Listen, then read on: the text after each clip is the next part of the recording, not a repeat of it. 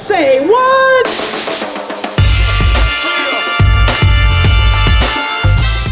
Hello and welcome back. It's time for Say What, where we hear from those connected to the industry about what's going on in our world of electrical apprenticeship. And this includes the topics that you have suggested to us. So please, please, please keep those coming.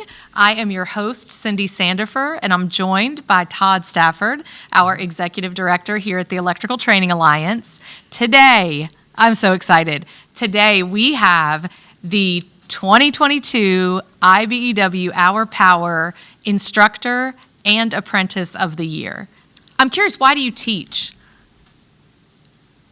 I really am. I'm like, what made you decide to do that? Honestly, I teach because it's an opportunity for me to give back. I benefited so much from this program, and they asked me to teach, and I jumped at it. I said, sure. I was a young journeyman. I was pretty much just out of my time, and thought it just was a great opportunity. So true story, I didn't even know that I got paid to do it. They asked, and I said yes. And at the end of the first month, somebody had said, don't forget to put your time in. And I honestly didn't even know what he was talking about. So it was a really pleasant surprise that I get paid to do this. But yeah, it's, I can't say that teaching comes naturally to me. So sometimes it really takes me out of my comfort zone. So I had to get over my fears and being in front of people and being, you have to kind of be accepting of yourself and willing to make mistakes. But it really was my drive to help the program, and it was really an honor to be asked. So I wanted to be able to give back. Yeah, that's admirable to remember, because I can be totally selfish and admit to myself, when I was asked to come back and teach when I topped out as well, it wasn't a give back. I didn't have that mentality. It should have been in maturity. It wasn't in my mindset at the time to come back and do it. I can see why you done it, and that's perfect. I'm glad you're perfect in the answer and what you did it for. I just couldn't do that. I just wasn't that person at the time. So it's healthy to see somebody have that growth. I love that.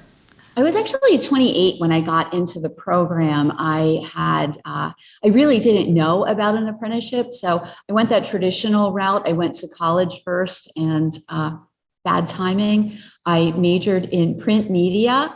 So I thought that I was going to write for the newspaper, and that obviously didn't work out very well. So I ended up having to find something else. And I heard about the program through a friend of mine, and couldn't even believe it was true that it was 5 years of free school. And I was just blown away by the earn while you learn that whole concept, because in college you learned and then you went out to work, and it was really a lot different than I thought it was going to be. So the fact that you get here and you're learning on the job, and it's exciting, and you're learning theory at school, and then you get to go to work and reinforce what you learned, and it was just so much better than I even knew. I had no idea, but I was pleasantly surprised by what was going on there. And I have to throw in this also, my little brother's an electrician also. So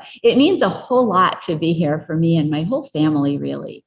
No, that's awesome. So I'm thinking, you have these relationships that you've built with apprentices.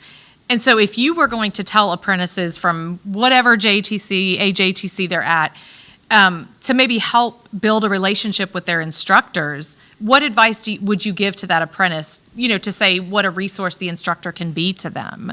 As far as that relationship, I want my apprentices to know that I'm a lot like them. I've gone through the program. I just know more about electricity, and even sometimes they have prior learning where they know more about a subject than I do.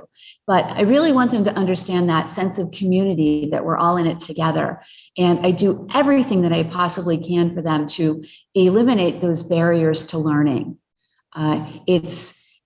It's different because I'm teaching adults, and there's a range of people. We have adults that are 18, and we have that are just coming out of high school, and then we have people that maybe had an entire career before they decided to get into the program. So is that I really try to help them to understand who else is in the class, because really they're the greatest resources for each other. And I'm always surprised to see how many, all that diversity that we have in there. And I want them to get used to relying on each other, relying on themselves to find these answers.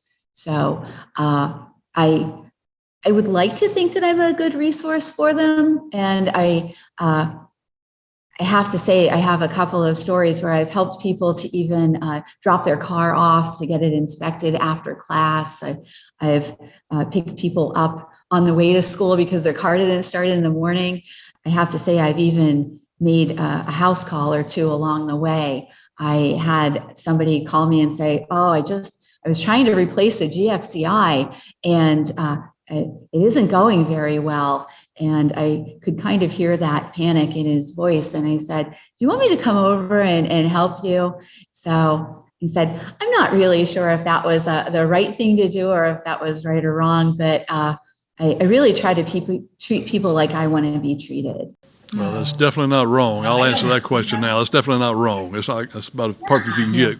I was going to say one thing. A question I was going to follow up with is ask, all right, what would you tell other instructors how to treat apprentices? And you answered the same question. Same thing right there is how you want to do it. There's nothing wrong with that at all. So. When I got my full-time job, I realized that I really needed to learn some more. And I don't know if you realize or if you have heard this or not, but I went back to school. I finished my master's degree in adult learning and training a couple of years ago because I really, I was flattered by the promotion, but I knew that I didn't know enough. And I had always taught upperclassmen, and to get the opportunity to catch them as first years, I really wanted to give them the best experience that I could.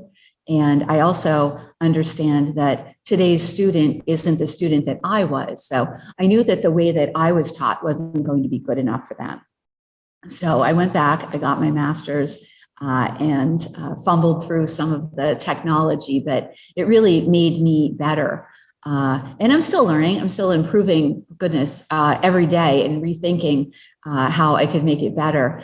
But what I realized is that, again, treating them in a way that is stimulating and that's respectful and that fosters that want to learn more is really what is important. And that adult learners are so much different than the child learner. So giving that experiential lab also is what we're all about here.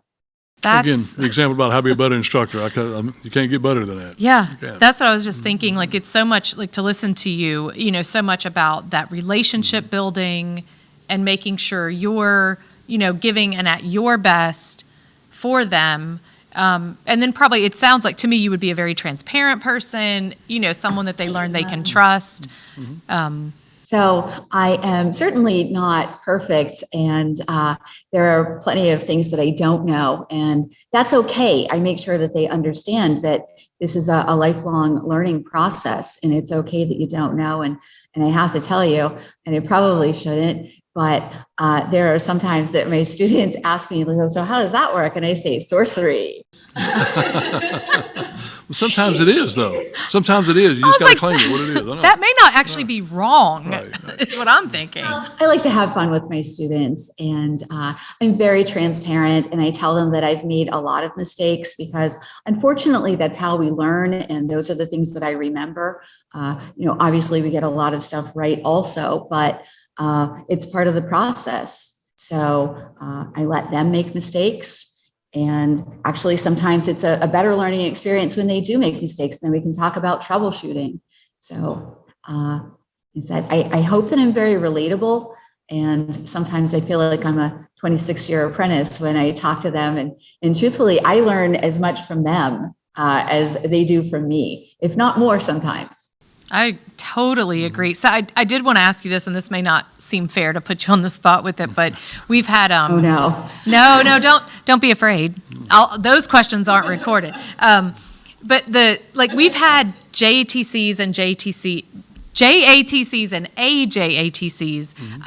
Training directors say, how do we retain instructors?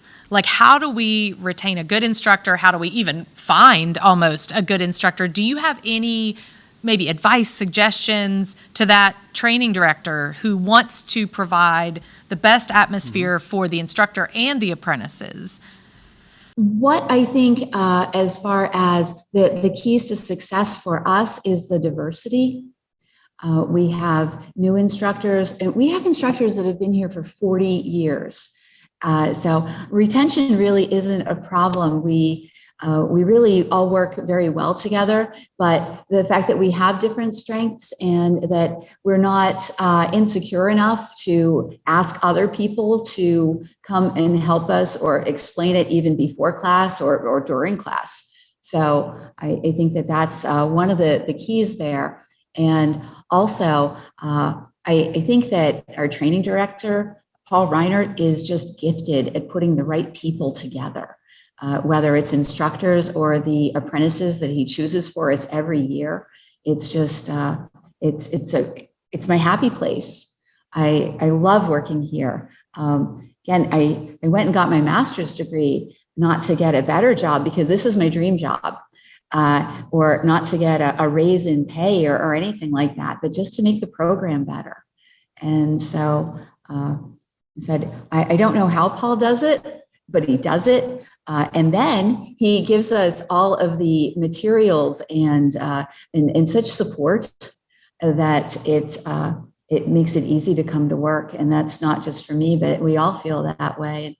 And we're friends, and we hang out together after work, and we do things together between work. Sometimes we teach day school and night school. So really, the environment is such that we want to be here. So I guess maybe that's the key to it.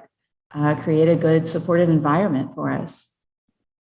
There's some valid comments there as well. Make people able to live their passion at work, and you're going to find a way to keep them, what it gets down to. And relationships, Exactly. right? Like, people can be themselves, as you pointed out, diversity. We're all a little different regardless of even some of the more common topics that we think of or whatever with diversity. But yeah, and building those relationships is, I mean, it's a major factor in that. And speaking of diversity, because you mentioned it, like, what, as a woman in the industry, right, you've been an apprentice and also an instructor, what do you say to women that are either currently in or coming into our industry?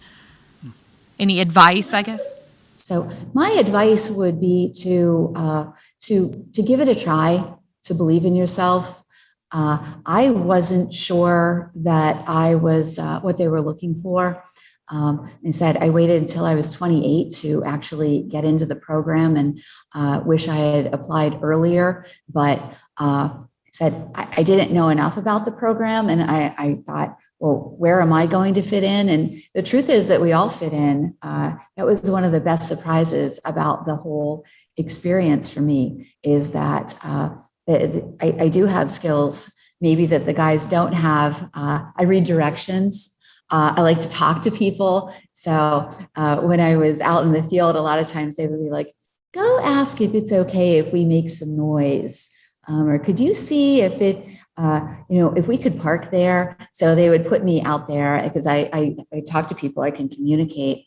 And so I think that would be the first thing is, if this is something that you think that you want to try, go for it. We're not going to be a barrier to you in any way. There's not a fence up. We're not saying like, oh, we have enough women. As a matter of fact, our numbers have gone up considerably. And actually, in my class today, I have 4 women in the class, and that's just out of 12. So when I started, I believe there were 42 in my class. In my apprenticeship class, and there were 2 women. So I would like to think that I'm part of the reason, because if you see it, you can be it. And so I would like to think that I'm influencing people that are in my class, and they're telling their sisters and their friends to come in and give it a try. But it's been just a remarkable experience. But I do have to say that I think that if you want to have a family, that it could be challenging because you have to be at work, and our job is it's full time. So I know that a lot of my friends are looking for maybe part-time work or flexible work, and we don't have the flexibility of a lot of jobs. You're not going to be able to work from home either. I know that childcare is challenging because a lot of our jobs start at 6 a.m. and where are you going to drop your kids off at 5 a.m.? So there's that. We work a lot of overtime, and so we actually. I learned a new word. For me, it was presenteeism. So we have this need that we feel that we should be at work even when we shouldn't. So during the pandemic, where people thought, I'm going to go to work sick, that we kind of have that drive to be there. So is that it's a 40 to 60 and sometimes more hour a week job. So if you don't have that support system, sometimes you have to make some tough choices. And so I don't have kids. I chose my career. So fortunately, I have a lot of apprentices that I see as my family. So there's that. But I said I would like to think that I'm helping to inspire. That would be fantastic because it's been a great career for me, and it's really made me brave. I've done a lot of things that I never knew that I could, and thankfully there are people out there that saw something in me that I didn't, and said hopefully I'm inspiring people to find things in them or have family members inspire them to do this. Well, I think you're part of the reason, right? You just said, because you're message. There. Mm-hmm. Like, I'm thinking the reason the numbers improve is because women see women. We can see ourselves in the field. We can see ourselves in the classroom. We can see ourselves as training directors or whatever other positions may arise. I just want to thank you. Thank you for, because being the instructor of the year, that's huge. I mean, that's how did you find out? So, to be honest, I didn't even know about the award. I didn't even know it was a thing. So it was a gigantic surprise. Our business manager called me to his office, and I thought maybe it was about a volunteer opportunity or something along those lines, or maybe a tour of the school. And so he started telling me that I was nominated, and I was so flattered. I thought, oh my gosh, how cool is that? And then he said, and you won. And again, I didn't even know how big this was. And it's just been amazing. And I got to go to Washington, D.C. and accept the award. And I have a video. So he said it was especially flattering because I just come here and I do my job. And to actually to have proof that somebody noticed was really phenomenal to me. And I am just so honored to be a part of the program. And he said, it really isn't my award. It's for everybody here because I couldn't do it without the resources and the people and the support that I've gotten. I love that. I mean, not that there's nothing wrong with the person who knows about it and is wanting to get it. There's nothing wrong with that. But I love your story as well. Just totally right? Shocked by it. Good. Yeah, so it was a total surprise. I didn't know that I was nominated. I didn't know it was a thing. I was just going to work, and I was just so flattered. And then to win was just ridiculous. What a surprise! Yeah. Well, we can see hear enough now from you that we can tell you knocked it out of the park. There's no doubt about that. So. Yeah, remember, this is the person that uses sorcery in class. That is why, though, right there, right? You're fun, you're engaging, you're passionate. Oh, it's all of that. Yeah, so as far as teaching, I really strive to not teach them the way that I was taught. And we're very fortunate we have so much more hands-on, and we get to prove the theory that we are covering that day, and get the meters in their hands and pretty much just anything, because they are first year and everything's new to them. So I really try to make it an entertaining experience. Well, Rachel, seriously, thank you so much for taking time out to chat with us. Thank you for what you're doing in the classroom and the example that you are to apprentices and instructors. You are certainly an inspiration to. And it rejuvenates us as well. Hearing somebody like you and hidden locally, we like to hear that. Thank you. I totally, I totally recommend the teaching thing. It really, it helps me as far as, you really know it if you can teach it. And so it's kind of proving to me that I do get it, but it is that great opportunity to give back. Like I said in the beginning, this has just been a remarkable experience. And I love to see really how far the students are going to go. Like I said, the learners that we have now aren't the learners that we were. Absolutely. That was my selfish comment in the beginning. That was why I did it, is make sure I really know it's all about me, not about the student. Once I started doing it, I figured, well, it's not about me, it's about them. You figured it out a long time ago. You got it. So we really emphasize that this is a learner-centered program and that it's about them, which is one of the big differences from when I was on the other side of the desk. Well, thank you again. Yes. Thank you, Rachel, very much. Thank you. So I'm curious because I don't know much about the like IBEW hour power voting and like how all that plays out. So do you know it? Like, what do they do? Just call you? It was my business manager. I got a call in middle of January, and he's like, "Hey, are you sitting down?" I'm like, "Well, I'm driving." So yeah, I'm sitting. And he's like, "Well, can you pull over for a minute? Because I really need to talk to you. Something like serious has happened." And I pull over. He goes, "You're Apprentice of the Year." We're not even done with 5th year yet. Like, I don't understand. And he's like, no, you are Apprentice of the Year for the entire national and international, for everything. You're the top apprentice. And I'm like, what is that? And he had to explain to me that the IO had chosen out of every JATC submits a couple of people as an application, and they interviewed him based off of what he knows about me and based off of the interview and the application process that they had chosen me. And I'm like, okay. He goes, "You're going to go to DC." And I'm like, oh. And I didn't know how to react. I didn't know what it was. I wasn't really understanding what it was. It just was a fancy name. And what I learned later on was that this was the first time Las Vegas has ever had an apprentice for Apprentice of the Year. Right. Oh my gosh, that's such a big deal. That's a big deal. A very big deal. So, as far as like the process of it, I really don't know that much other than something in the IO chose out of applications from every JATC. That's correct. So it's nothing that you put, like you don't put your name in it. It's not like you're made aware of it prior to. It's just like the training directors, they just contact you. The contest, correct? Yeah. Oh my gosh, that is so cool. Yeah, I had no idea that they even nominated me until Jim Halsey was on the phone with me saying, "Hey, congratulations.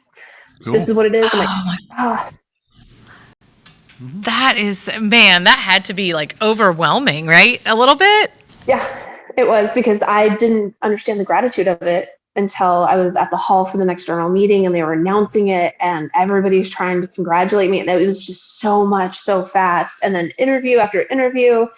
And then it was like flying out to DC and then flying back and then going to the 40th convention. And it was a lot.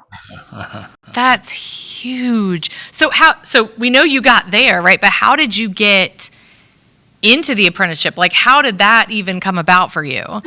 I'm curious. It was a long chain of events that led to it. So when I was about 13 or so, my mom worked for Nevada Power as a meter ops director. And this is before they took away the meter ops department here in Vegas. And she would bring me in and I'd have to reset handhelds, reset the meters. I knew how to pull apart a meter by the time I was 8 years old. And so like I always knew that. And then when I ended up going through college, I wanted to be a teacher. And I'm like, that's not for me. Like, I don't value the politics of being a teacher in the Clark County School District. So then I went on to doing culinary and ended up running a store over at the Venetian for a while. And I was just run down. And the guy that I was with at the time, my husband, he's like, "Well, I'm a plumber. Why don't you be an electrician?" why don't you go union? Like, you make way good money compared to what you're doing now. You're working 60 hours a week and you do 40 and make the same amount. And he, for probably about 2 years straight, he just kept pushing it. And then I finally applied. And during the application process, we were surprisingly having a grant program at the JETC here in Vegas where the government funded 20 minorities to sit in the classroom for 10 weeks and do the entire first year curriculum, and then do 2 weeks on the job training paid. So it's like, you know what? I'll take a leave from work. I'll try this out, see if this is something for me. And I did the full 10 weeks. I'm like, this is rough. Going through DC theory, math, and conduct. I'm like, I don't understand half of what we talked about. And then we did the hands-on, and it clicked. I was like, this is it. This is where I want to be. This has to be where I'm going. And probably about 6 months later, I ended up getting the interview and the call saying, hey, congratulations, you were accepted. We need you to come in and sign paperwork. So it was at least a 7-year process for me to actually figure out this is what I wanted. But you go back to being 8 years old, right? Taking like, who knew then? Yeah. Like, that's so, and then fast forward, right? 8-year-old you to today, the Apprentice of the Year, that's just like really like a wild story. And the funniest part is that people that my mom worked with still work in Local 396. The president for 396, she actually knows, Shannon, she knows my mom very well. And when she ran into me, she's like, you look familiar. And I'm like, because it was a senator meet and greet, walk through Nevada Power, talk about solar. And we were there for solar side. And she's looking at me and she's like, I know you from somewhere. And they're like, oh, that's the Apprentice of the Year. And she's like, no. And I'm like, do you know Tammy? And she's like, oh my God, you look just like your mother. Famous words, right? Yeah. Oh my gosh. So you've mentioned really that apprenticeship isn't easy. I mean, you were specifically speaking about the pre-apprenticeship that you were going through, which is the apprenticeship. I mean, you're getting a piece of it. So how did you stay motivated, or how are you staying motivated? For me personally, it was being involved, getting those mentors, meeting people that could keep you going and keep that drive alive in you, having people that were inspiring rather than degrading. And I just surrounded myself by those individuals, and I kept pushing forward, and I kept learning more and more, and eventually it led to where I ended up. Jeez. Very smart move, too. It's pretty exciting to hear about somebody have that type of success in the industry. Coming not a traditional pathway coming in, which is very exciting. Yeah. So as you're thinking about advice, right, if you were talking to, okay, I'm going to start with an apprentice. Like, if you're talking to someone who says, I'm considering this pathway, like I've heard of the apprenticeship, I've heard of the electrical industry, what would be your advice to that person that's considering making an application? If they're just considering it, just do it. What is it going to hurt? It's going to be a few hours of your time to do the application, get all the documents together and submit them. Come down for a test and an interview. That's a couple more hours. Let's say you get in and you find out, you know what, this really isn't for me. At least you tried. You did an effort to make your life better. And best case scenario, you find out that this is something that could be a career, not just a job for you at the end of the day. That's the message, right? That's to be a career, not just a job at the end of the day. That's what we try to teach people to look at. So outstanding message as well. Yeah. Well, and you pointed out that it really, like, when it was just curriculum focused, it was overwhelming. And yet once you got to put it into action, then it's kind of like when it all clicked, right? It lit a fire. It was amazing. So if you were advising, let's say, because, I mean, you're the Apprentice of the Year, there's a reason for that. So if you're talking to an instructor. I was going to ask her to advise directly as Apprentice of the Year. Yeah. Please do. I mean, so we know what you're saying to the person that's thinking about applying, right? And to me, you've already advised an apprentice is get involved. I mean, are those the things you would tell somebody that's a current apprentice, like get involved, seek help? Is that kind of what you were saying before? I want to make sure I don't put words in your mouth. No, that's exactly what I'm saying is when you have a system, because this is a brotherhood. Mm-hmm. There are so many people with a great heart that are here for each other. And if they don't know you, how can they reach out to you? How can they help you? How can they know if they don't know you? So just simply by reaching out, getting those mentors, building your community just a little bit tighter, it makes the world of a difference. Because when you're doing it alone, you are standing so cold. And when you have so many people around you you feel the warmth, you get the advice, the hope, and the drive to go with it because you have a community standing beside you and you're not just by yourself. Right. A great message again is too, just don't forget that. In other words, you are the mentor now. No, you're not the protege anymore. That's who you're going to be now. So just remember that message. Right. And it's being you. I mean, I think that's what's important. So we deal a lot with, we being the Electrical Training Alliance, we talk a lot with training directors. We've got a lot of instructors that we interact with throughout the year and then at NTI. And so from an apprenticeship standpoint, like how would you advise them to best support the apprentices in their program? Like what would be something you would tell them?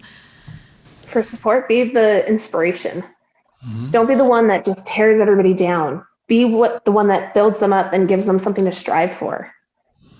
If you have nothing but negative incentives, you're gonna kill the spark that the individual has. But as long as you keep feeding that spark, it's just gonna keep growing, and it can become something so much better. And if you put it out too fast, that's when you start to have people guessing, is this even for me? And I hate to see that. And it's just because they had one journeyman that they couldn't stand. But if they find that one person, like for me, it was Frank Hudia. He had an amazing passion to teach. And by bringing that excitement and that drive to the classroom, he just brought that and gave it to everybody else. And I don't think I've come across anybody who's had anything other than inspiration from this man. And so someone like him, just bring the passion. Right. So for those, like, because I think, sometimes the instructors or the training directors, the staff, I mean, they can have tough positions, the committee. I mean, sometimes you're dealing with some stuff that's unfortunately not always positive, but it sounds like when I'm hearing you talk is there's still a way to encourage, right? There's a way to deal with, maybe it's a disciplinary issue, maybe it's someone who's struggling on the job or in the classroom, but there's still a way to motivate, is what I'm thinking I'm hearing you're saying. Like, there's a way to still provide that spark. The right attitude includes discipline as well. I mean, it's the right attitude you have to take, no matter how you look at it. And trying to tear somebody down is not the answer. We know that for certain. So always encouraging, showing somebody what they can accomplish, and you're a great example of that, too. Huge. So I do have a question for you. We're doing a lot, the IBEW, NECA, and the Electrical Training Alliance, with DEI and B, which is diversity, equity, inclusion, and belonging, for anybody that doesn't know. And one of those things is helping women, that are interested, whether it's coming as an apprentice, it could be a woman that's already, on a job site as a journey worker or foreman or whatever. But is there anything that you could think of, maybe as far as whether it be just advice or something that we can do to support and help those efforts? Because we want people to feel like they belong. I mean, that's the biggest thing, right? Is no matter who you are, what's your walk of life, if you want to do this work, we want you to have that opportunity. Is there something specific to women, but that we could do for those who may not always see themselves in our industry? That is a very difficult question because I don't even know if ours is working. We have a committee, it's the Women's Committee, we call it IBEW, it's the Sisterhood of the International Brotherhood of Electrical Workers. And that has been a great support group for a few of us, but we still are trying to get the higher retention, trying to involve as many as possible so they have those connections and that backing and that community once again, that they can lean on and get that support, because a lot of the times you don't find that familiar face that you're comfortable talking to. And that's the reason why you segregate and you isolate yourself, and then it's harder alone. Versus when we put these women together, I have so much appreciation for this group of women. We have first-year apprentices that are in their early 20s to women who have been in the trade for 20-something years, to where there's such a diverse group of women who, if there's an issue, well, the person I would go to wouldn't probably understand this, but maybe Venice, who has been doing this for years, is ready to retire. She's seen a lot of things. Maybe she can help, to where that's been a saving grace for a few of us. And I wish I could outreach to more, but so far we are limited to what we've been able to reach to. Melanie, know that you're on the right path, because it's no doubt that having an organization to belong to, our brotherhood, sisterhood, and your sister's group you referred to as well, is no doubt beneficial for apprentices, because I've always said the reason why we have a higher retention rate of those in our industry already, nepotism, call it what you will, men that look like myself in our programs, because, well, we know somebody. There's somebody that got us in the industry, know somebody, we have great friends, so we got to build more support groups around our minorities and women in our programs, such that they have the same opportunities. We have to do that. And I think it's a great step forward that Nevada's made, and I like to see other programs do the same. There are several other programs doing the same thing, and that only helps with our retention, because you have to have somebody you can call, talk to, work your way through the problems, and if you don't, you explain it better than ever can. You tend to pull into yourself, and you just try to conquer that on your own, and it's impossible. You can't. You can't do that on your own. Yeah, we were not built, just No. people, we were not built to do things alone. I mean, even the most introverted and isolated of us still needs other people. And I spoke to a phenomenal woman in Atlanta who's a foreman, and man, I told her, I was like, you're getting on our podcast one day. But she was sharing just like kind of what you did, you know, just this idea of being able to go to people and she can share experiences and really even help, like, okay, here's how to handle this situation versus that, and being there to support. So I think you nailed it. I mean, just that idea of feeling like you're a part of a community that's going to tell you the truth, people you can trust, you know, to have your best interests at heart, which means when they tell you the tough stuff, you know it's not with Trust some is for your own side good. agenda. Right. It's for Yeah. your own good. They understand that. And most people that get it would understand you got to trust that person first, though. Yeah. What it gets down to. And it's the small groups, your support groups, where that comes from. Absolutely. Well, Melly, thank you so much for spending some time with us. You know, I know we're on different coasts, so that probably wasn't easy to handle with your schedule. But congratulations. I think I want to say that again. I definitely want to say congratulations. Well earned, well done, and something to be proud of as well. Not many, well, one a year. I mean, you think about it, one a year, there's not many of us come through, so. Like one. I mean, really take that in. Of all the apprentices. It's only 50,000 so we have this year. Yeah, I mean, really, like that's, you know, winning the lottery kind of stuff, I mean, that we're talking about. So that's huge. It says a lot about you. Thank you very much. I appreciate it. And when you put it in perspective like that, it's just it's mind blowing. It's unbelievable. Yeah. Well, your humility comes through. I mean, that's for sure. And I think Train that's the next generation, right? yes. Yes. There we go. Always gotta So pay it some forward. woman, like some woman's going to watch this, you know, or some 8-year-old girl is going to, you know, see this podcast and, you know, it could inspire. You just don't know. You never know. You never right? know, you never know what your impact's going to have. And so thank you for everything you've done. Yeah, we really appreciate you. Thank you guys so much. All right, Todd, what's going through your head now after those recordings and Wow. chats? I mean, all I can say is wow. First of all, you have 2 outstanding award recipients here for our industry, and they well represent what it is we're about. And they're both female as well, which I love that idea as well, which is outstanding. But being Instructor of the Year and being able to bring that passion to the classroom and teach your apprentices, and your apprentice that wants to be the Apprentice of the Year, what a great tool that is. I mean, to have that mindset, understanding somebody who appreciates you for who you are, and that's what stood out to me. They understand the appreciation we have for them. They're very, very humble, both of them. I love that discussion we have with them about their awards, but at the same time, they understand it's not just about them. Both of them understood that. It's about our industry as a whole, and they really get it. And I really appreciate them for what they do and what they do. They've earned their award. Don't get me wrong, they've earned every bit of it. But understanding is about our industry and how we showcase who we are. I love that. Yeah, it was fun to me. Again, not that there's anything to take away from the person that knows about Right. this award, but it was just funny to me that both of them, basically, it's like they got called into the office and had no idea why they were going to be there, and then to find out something as wonderful as this. I loved, Just for doing their job, yeah, right? right. An apprentice or an instructor. Just doing doing their what job. you're supposed to You got do. it. And I think it's Right. a good message to us. You know, you may love it. not get the award, but people are recognizing and people are noticing when we are doing what we're supposed to do. Exactly. So thank you again so much to Rachel and Melanie for hanging out and talking and sharing their experience, their talents, my goodness, their passion, just fantastic. And big thanks as always to you, the listeners, for taking time to join us. Remember, I'll say it again, that we want to hear from you. So if there's topics that you think we should cover, if you're willing to be a guest, just send us an email at saywhat, that's SAYWATT, at electricaltrainingalliance.org. Our next episode is going to be in October, and we are going to get to enjoy a fantastic moment from NTI where the IBEW, NECA, and ETA Joint Task Force that's for diversity, equity, inclusion, and belonging, we had a whole panel session at NTI, and we're going to get to enjoy that as a podcast episode next month. Until then, stay connected with us through our newsletters, blog posts, social media. Be sure to subscribe to this podcast, and you can tell somebody about it. Stay powered up, and we will see you next time. Say what?